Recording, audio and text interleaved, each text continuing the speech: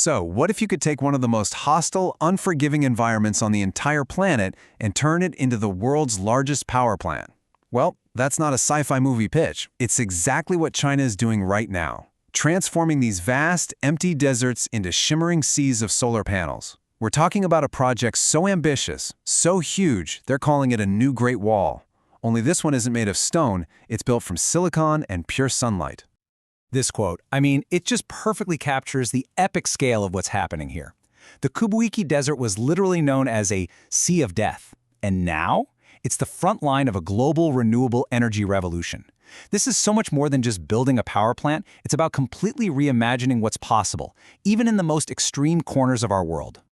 All right, so here's how we're going to break this all down today. First, we'll dive into the sheer scale of China's solar ambitions. Then, we'll get into the incredible engineering it takes to build something this massive in the middle of a desert. After that, we'll follow a single grain of sand on its crazy journey to becoming a power source. And you won't want to miss this next part, the surprising and kind of accidental ecological impact of the project. We'll also look at the massive challenge of actually getting all that power to the cities. And finally, we'll ask the big question, what does this all mean for the future of energy? Okay, let's start with the big picture. China's absolutely monumental push for solar power. And look, this isn't some slow, gradual shift. It's a full-on, unprecedented surge, all driven by some really ambitious goals to decarbonize. The scale is, well, it's kind of hard to wrap your head around, so let's put it into perspective. What's really wild is just how dominant China has become. Just look at this. According to the Global Energy Monitor, the country now controls 51%, yeah, more than half, of the entire world's operating solar capacity. Let me say that again.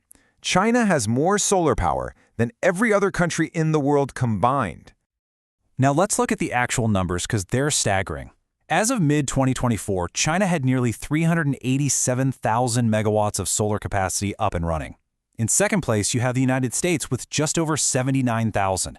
So China's capacity is nearly 5 times bigger than the US. That is a massive lead, and believe me, it is growing fast.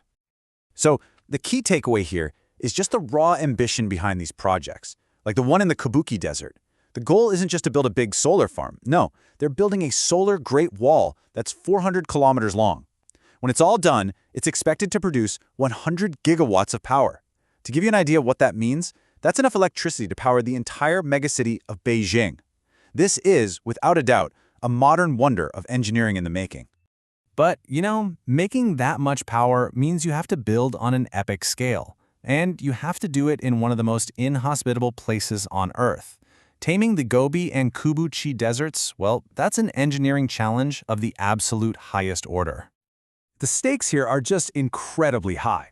On one side, you've got this brutal, hostile environment. We're talking daytime temperatures that can shoot past 55 degrees Celsius, that's 131 Fahrenheit. You've got ferocious sandstorms whipping through at 80 kilometers an hour. And the ground itself is unstable. It can literally sink after just one windy season. And yet, against all that chaos, the project demands absolute pinpoint engineering precision. We're talking an error margin of less than 1 millimeter for installing the panels.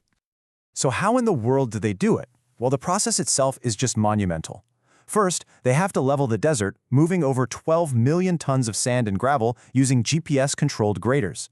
Then, these huge 25-ton rollers come in and compact the ground to make it stable. After that, they drive over 2 million galvanized steel piles, each one going 2.5 meters deep into that solid ground to create an unshakable foundation. And only then can they start mounting over 5,000 panels a day using lasers to get that sub-millimeter precision. So, to recap the insane scale we're talking about here, just one of these Gobi Desert solar plants can cover over 70 square kilometers. That is an area larger than Manhattan. Or for a comparison that might hit closer to home, it's like covering more than 10,000 football fields in a sea of blue panels, all built under some of the most extreme conditions you can imagine. Okay, so we've seen the colossal scale of the construction. Now let's zoom all the way in. Where do these millions of high-tech panels actually come from? Well, the whole journey starts with something incredibly simple, a single grain of sand. It's really an amazing transformation. It all starts with sand, which gets refined to pull out silica, which is the raw material from 99% pure silicon. This silicon is then drawn into these massive single-crystal ingots. Then those ingots are sliced into wafers that are just 0.2 millimeters thin, that's thinner than a strand of your hair. Each one of those wafers is then etched with microscopic circuits and coated with anti-reflective layers to become a solar cell. And finally, those cells are assembled and put through rigorous testing to become a complete power-generating module. And the testing they do is incredibly sophisticated. One of the key steps is this thing called electroluminescence testing. So what is that? Well, basically, in a pitch-black room, they send a reverse current through the solar cells. This makes them give off a super faint glow that's invisible to our eyes. But high-sensitivity cameras can pick it up, and that light reveals any microscopic cracks or defects. It's basically like giving the cell an X-ray to check its integrity, making sure only the most perfect ones make it through. So the really crucial point here is that incredible journey from a common, abundant material, sand, all the way to a piece of resilient, high-performance technology. Through this intense process of purification, precision engineering, and tough-as-nails testing, that one grain of sand becomes a durable module that's designed to withstand 25 years of punishing desert heat, wind, and sandstorms. All right, so China built this technological marvel out in the desert. But then something completely unexpected happened. The desert itself started to change, and that created a whole new set of challenges and, believe it or not, a whole new set of opportunities. This is the story of the accidental oasis.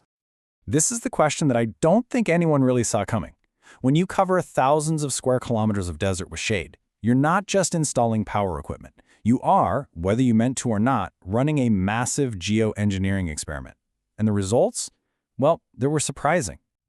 So the first thing that happened was the endless rows of panels created shade. That shade cooled the ground and slowed down evaporation, which caused the moisture in the soil to increase. And what happens when you have more moisture? Wild grasses and desert shrubs began to grow. And I mean grow fast. This vegetation started to cover the panels, which cut their efficiency by as much as 18%. It also created a really serious wildfire risk. And on top of all that, dust storms were still a problem, coating the panels in a fine layer that could cut their light absorption by up to 30%. The ingenuity of the solutions here it's remarkable. For the overgrown vegetation, instead of bringing in expensive and damaging mowers, they turned to a surprisingly low-tech answer: sheep. Over 300,000 of them were brought in to graze among the panels, naturally keeping the grass trimmed. And for the dust, the solution was totally high-tech. Fleets of autonomous solar-powered robots that use dry brushes to clean the panels without using a single drop of precious water. The end result is a truly profound transformation. The landscape before was that sea of death, just barren, shifting sand. The landscape after is something totally new. The soil is more stable, the humidity has gone up, and vegetation is actually coming back. It has become a dual-use landscape, a place that generates clean energy while simultaneously undergoing ecological restoration. But look, producing a historic amount of green energy in the middle of nowhere is one thing. Getting it to the people who need it thousands of kilometers away is another challenge entirely. This is the story of the billion-watt bottleneck. This quote from Luo King, a regional official in Inner Mongolia, just gets straight to the heart of the problem.